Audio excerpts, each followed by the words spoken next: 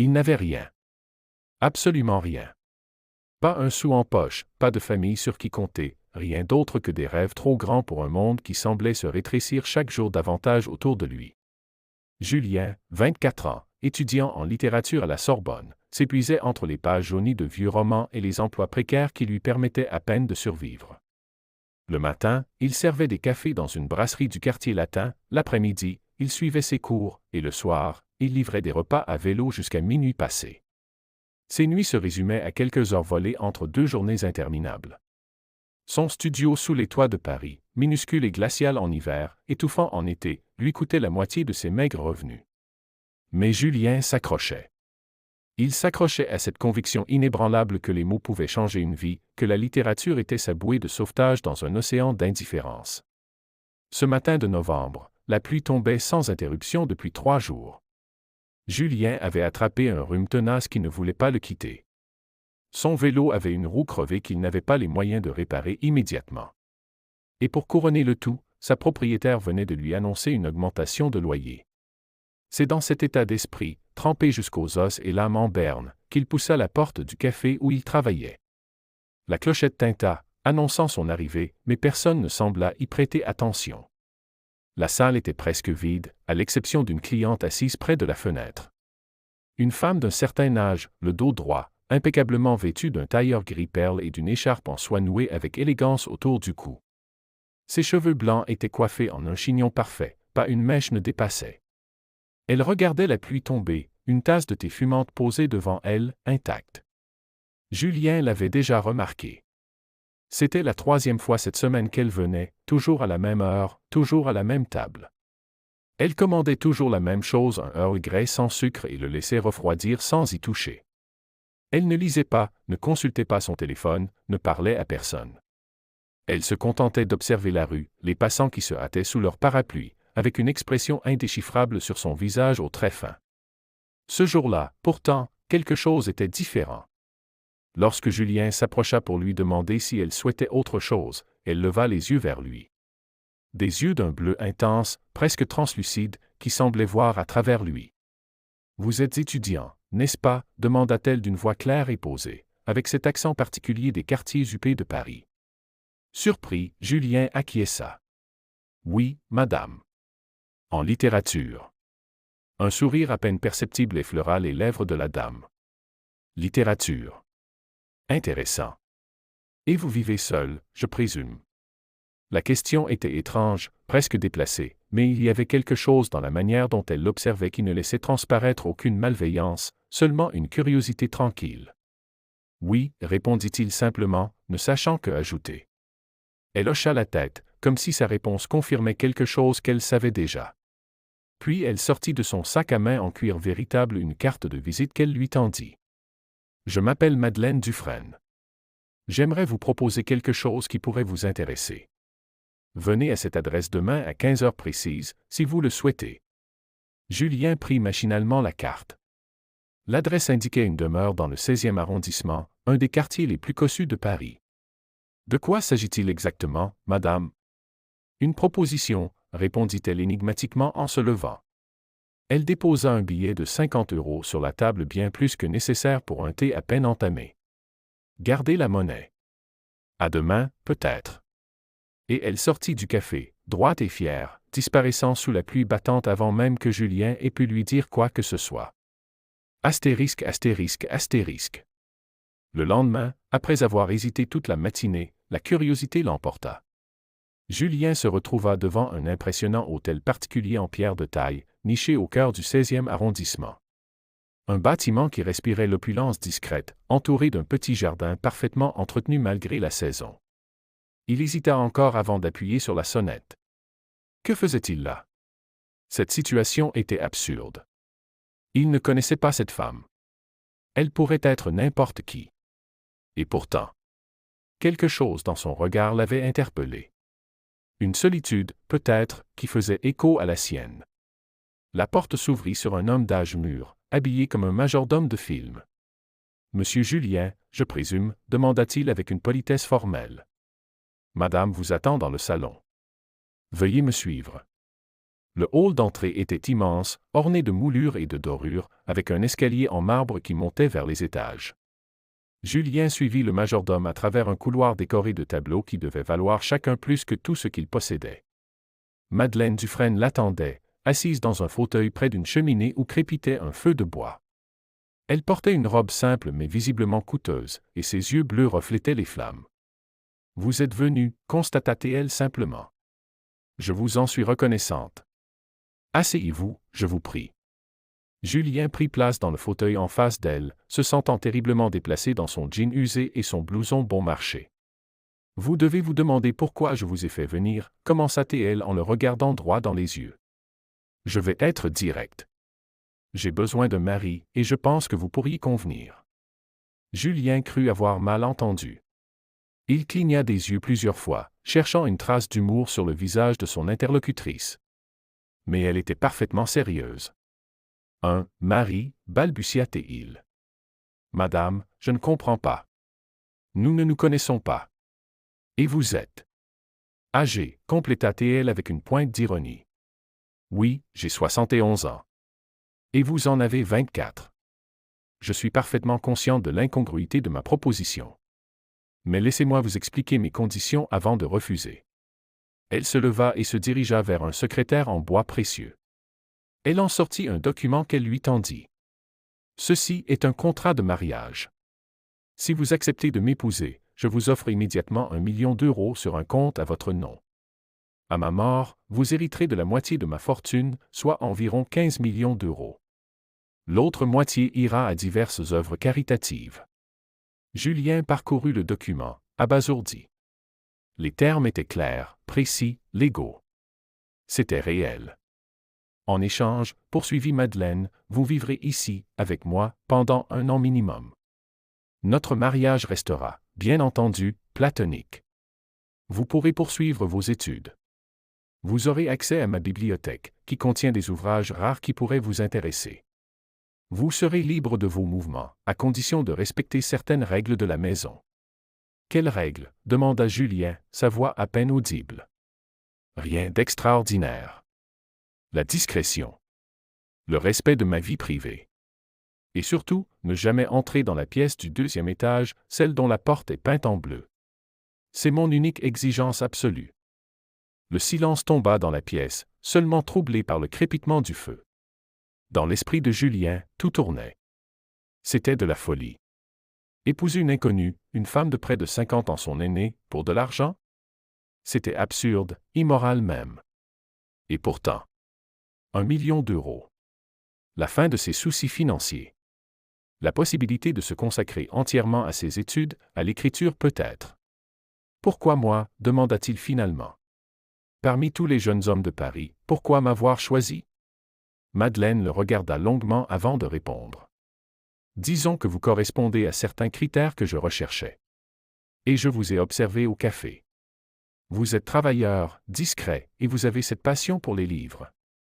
Cela me suffit. Elle s'approcha et lui tendit un stylo. Prenez le temps d'y réfléchir. Mais pas trop longtemps. L'offre expire demain. Astérisque, astérisque, astérisque. 3 jours plus tard, dans la mairie du 16e arrondissement, Julien Moreau devint officiellement l'époux de Madeleine Dufresne, née Valmont. La cérémonie fut brève, sans invité, à l'exception du majordome qui servit de témoin. Madeleine portait un tailleur blanc ivoire, Julien un costume que l'on avait fait ajuster pour lui en urgence. Quand le maire prononça les mots consacrant leur union, Julien eut l'impression de vivre un rêve éveillé. Ou un cauchemar, il n'aurait su le dire. Il avait dit oui. Il avait signé les papiers. Il était désormais marié à une femme qu'il connaissait à peine, pour des raisons qui lui échappaient encore largement. Le soir même, après un dîner silencieux servi dans l'immense salle à manger du manoir, Madeleine lui montra sa chambre, une suite spacieuse avec un lit à baldaquin, une salle de bain en marbre et un petit salon privé.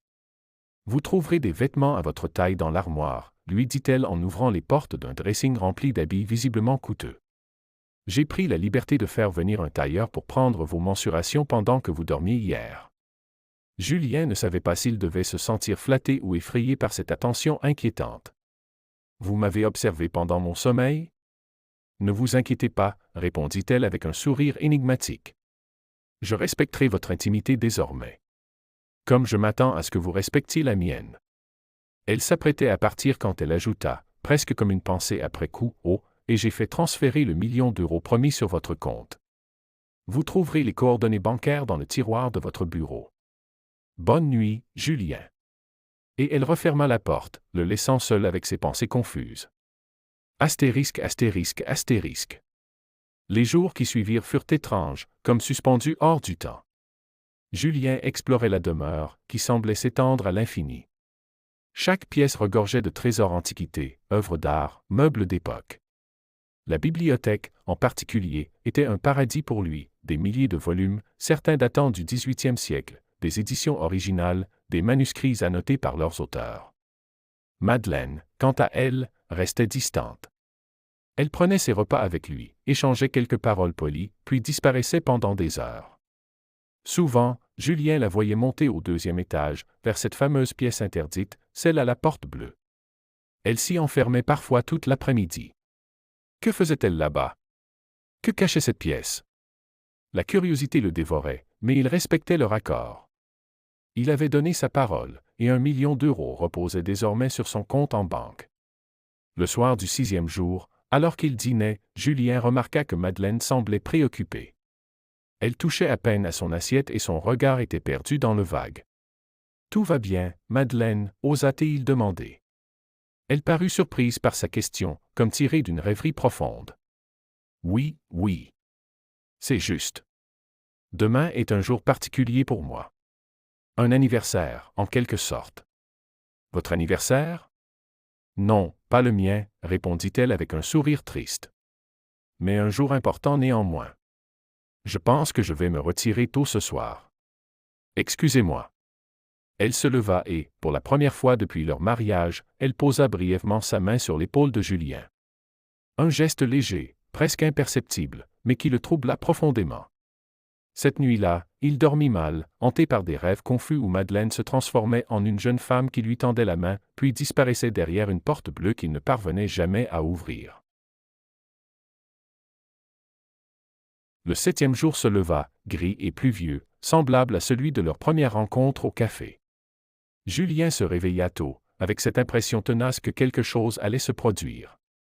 Il descendit à la cuisine, mais Madeleine n'était pas là. Le petit déjeuner était préparé, comme d'habitude, mais sa place était vide. Le majordome l'informa qu'elle était sortie très tôt et ne reviendrait que dans l'après-midi. Julien passa la matinée dans la bibliothèque, essayant de se concentrer sur un ouvrage rare de poésie symboliste. Mais son esprit revenait sans cesse à cette pièce interdite, à la porte bleue. Vers midi, n'y tenant plus, il monta l'escalier qui menait au 2e étage. Il n'avait pas l'intention d'entrer, se disait-il. Juste de voir cette porte de plus près, de comprendre pourquoi elle était si importante pour Madeleine. Le couloir du 2e étage était silencieux, baigné d'une lumière douce qui filtrait à travers les fenêtres aux rideaux de dentelle. Et là, au bout du couloir, se trouvait la porte bleue. D'un bleu profond, comme un ciel d'été ou comme les yeux de Madeleine. Julien s'approcha lentement, le cœur battant. À sa grande surprise, la porte n'était pas fermée à clé. Elle était même légèrement entr'ouverte, comme une invitation. Il hésita. Il avait promis. 1 million d'euros contre une simple promesse, ne jamais franchir ce seuil. Mais la porte était ouverte. Peut-être Madeleine l'avait-elle laissée ainsi délibérément? Peut-être était-ce un test? Ou peut-être avait-elle simplement oublié de la fermer dans sa précipitation ce matin? La main de Julien se posa sur la poignée en laiton. Un dernier moment d'hésitation, puis il poussa doucement la porte. La pièce qui s'offrit à ses yeux n'était pas du tout ce à quoi il s'attendait. Pas de chambre forte remplie d'or, pas de laboratoire secret, pas de squelette d'ancien mari. C'était un atelier d'artiste, baigné de lumière naturelle grâce à une grande verrière au plafond. Des toiles étaient disposées partout, certaines accrochées au mur, d'autres posées sur des chevalets, d'autres encore empilées contre les murs. Des étagères croulaient sous les carnets de croquis, les boîtes de peinture, les pinceaux. Mais ce qui frappa immédiatement Julien, ce fut le sujet de ces tableaux. Ils représentaient tous le même homme. Un jeune homme aux cheveux bruns, aux yeux sombres et intenses, au sourire à la fois doux et mélancolique. Un jeune homme qui lui ressemblait étrangement. Pas exactement comme un jumeau, mais comme un cousin proche, ou un frisson parcourut son échine. Ce n'était pas une ressemblance fortuite. C'était pour cela que Madeleine l'avait choisi. Parce qu'il ressemblait à cet homme. Au centre de la pièce se trouvait un bureau ancien sur lequel étaient disposées des lettres jaunies par le temps, des photographies en noir et blanc, des journaux intimes à la couverture de cuir usé. Julien s'approcha, comme hypnotisé. Il prit l'une des photographies. Elle montrait une jeune femme Madeleine. Il la reconnut malgré les décennies qui la séparaient de la femme qu'il connaissait dans les bras du jeune homme des tableaux. Il souriait, heureux, insouciant. Au dos de la photo, une date, 15 novembre 1972. Et deux noms, Madeleine et Antoine. Ses mains tremblantes saisirent l'une des lettres. Astérisque, ma chère Madeleine, astérisque. Astérisque, si tu lis ces mots, c'est que je ne suis pas revenu de cette expédition. Je voulais te dire que ces 3 années à tes côtés ont été les plus belles de ma vie. Je t'ai aimé dès le premier instant, dans ce petit café où tu étudiais, concentré sur tes livres de droit, indifférente au monde qui t'entourait, astérisque. Astérisque, je parle l'esprit tranquille, sachant que tu es forte, plus forte que tu ne le crois. Tu continueras sans moi. Tu construiras cette carrière dont tu rêves. Tu deviendras cette avocate brillante qui défend les causes justes. Et peut-être, un jour, trouveras-tu quelqu'un qui t'aimera autant que moi, astérisque. Astérisque, ne pleure pas trop longtemps. Vis, aime, pour nous deux, astérisque. Astérisque, je t'aime au-delà des mots, au-delà du temps, astérisque. Astérisque Antoine, astérisque. La lettre était datée du 12 novembre 1972. 3 jours avant la photo où il semblait si heureux. Julien sentit les larmes lui monter aux yeux. Il comprenait maintenant. Antoine était mort. Il était mort il y a 48 ans, à l'âge de 24 ans, l'âge qu'avait Julien aujourd'hui. Et Madeleine. Madeleine n'avait jamais cessé de l'aimer. Il ouvrit l'un des journaux intimes. Les pages étaient remplies d'une écriture élégante et passionnée. Madeleine y racontait sa vie avec Antoine, leurs rêves, leurs projets. Puis la terrible nouvelle de sa mort lors d'une expédition en montagne. Son corps n'avait jamais été retrouvé. Les entrées suivantes décrivaient sa douleur, son refus d'accepter, puis lentement, très lentement, son apprentissage de la vie sans lui. Comment elle s'était jetée à corps perdu dans ses études de droit, comment elle était devenue cette avocate redoutable qu'il avait rêvé pour elle, comment elle avait bâti sa fortune en investissant dans l'immobilier, en achetant et revendant des œuvres d'art. Mais jamais elle n'avait aimé à nouveau. Jamais elle ne s'était mariée. Jusqu'à maintenant. Jusqu'à Julien. Un carnet plus récent attira son attention. Il l'ouvrit et y découvrit des croquis de lui-même, faits à son insu. Madeleine l'avait dessiné au café, servant des clients, riant avec ses collègues, lisant un livre pendant sa pause. Sur le bureau, une enveloppe scellée portait son nom, pour Julien, à ouvrir le 7e jour. Le 7e jour. Aujourd'hui. Avec des doigts tremblants, il décacheta l'enveloppe et en sortit une lettre écrite de la main de Madeleine. Astérisque, cher Julien, astérisque. Astérisque, si vous lisez ces mots, c'est que vous avez franchi le seuil de la porte bleue. Je savais que vous le feriez. La curiosité est une force puissante, et j'ai délibérément laissé la porte entr'ouverte aujourd'hui, astérisque. Astérisque, vous avez sans doute compris maintenant pourquoi je vous ai choisi. Votre ressemblance avec Antoine est frappante, bien que pas parfaite. Ce n'est pas seulement physique, c'est dans votre manière d'être, votre passion pour la littérature, votre gentillesse discrète, astérisque. Astérisque, je ne cherche pas à remplacer Antoine. Personne ne le pourrait. Ce que je cherche, c'est à honorer sa mémoire, à accomplir sa dernière volonté. Il voulait que je vive pleinement, que je construise quelque chose, que je transmette, astérisque. Astérisque, aujourd'hui, 15 novembre 2020, cela fait exactement 48 ans qu'Antoine est mort. J'ai 71 ans. J'ai appris récemment que je suis malade d'un cancer en phase terminale. Les médecins me donnent 6 mois, peut-être 1 an, astérisque. Astérisque, ce que je n'ai pas pu offrir à celui que j'aimais, je te l'offre à toi. Non pas par pitié ou par caprice, mais parce que je crois en toi, en ton talent. Tu as cette même lumière qu'Antoine, cette même soif de vivre et de créer, astérisque.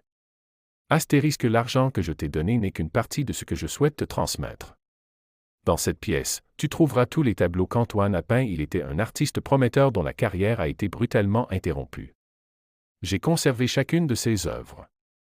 Il y a aussi mes propres créations, inspirées par son style, par son regard sur le monde, astérisque. Astérisque, je ne te demande qu'une chose, fais en bon usage. Utilise cet héritage pour créer à ton tour, pour vivre pleinement, sans les contraintes matérielles qui limitent tant de talents, astérisque. Astérisque, notre mariage restera ce qu'il est, un arrangement, un contrat. Mais j'espère qu'il pourra devenir une amitié, un partage. Pour le temps qu'il me reste, astérisque. Astérisque avec affection, astérisque. Astérisque Madeleine, astérisque. Julien s'effondra sur la chaise du bureau, les larmes coulant librement sur ses joues. Ce n'était pas ce qu'il avait imaginé. Pas du tout. Ce n'était pas une manipulation perverse. Ce n'était pas un jeu cruel. C'était un don. Un héritage. Une transmission. Il resta longtemps dans cette pièce, entouré des œuvres d'Antoine et de Madeleine, de leurs souvenirs, de leur amour qui avait traversé les décennies. Il feuilleta les journaux intimes, examina les tableaux, s'imprégna de cette histoire qui, d'une certaine façon, faisait désormais partie de la sienne. Astérisque, astérisque, astérisque. Quand Madeleine rentra en fin d'après-midi, Julien l'attendait dans le salon, près de la cheminée où brûlait un feu doux. Il s'était habillé avec soin, choisissant un des costumes qu'elle avait fait faire pour lui. Elle le regarda, et sut immédiatement. « Vous avez ouvert la porte, » dit-elle simplement. Ce n'était pas une question, et il n'y avait aucune colère dans sa voix. Juste une constatation. « Oui, » répondit Julien en se levant. « J'ai lu votre lettre. Et je ne sais pas quoi dire. » Madeleine s'approcha et, pour la première fois, le regarda vraiment non pas comme un écho d'Antoine, mais comme Julien, lui-même, unique. « Vous n'avez rien à dire, » murmura-t-elle. « Vous êtes libre de partir, si vous le souhaitez. L'argent est à vous, quoi qu'il arrive. » Julien secoua la tête.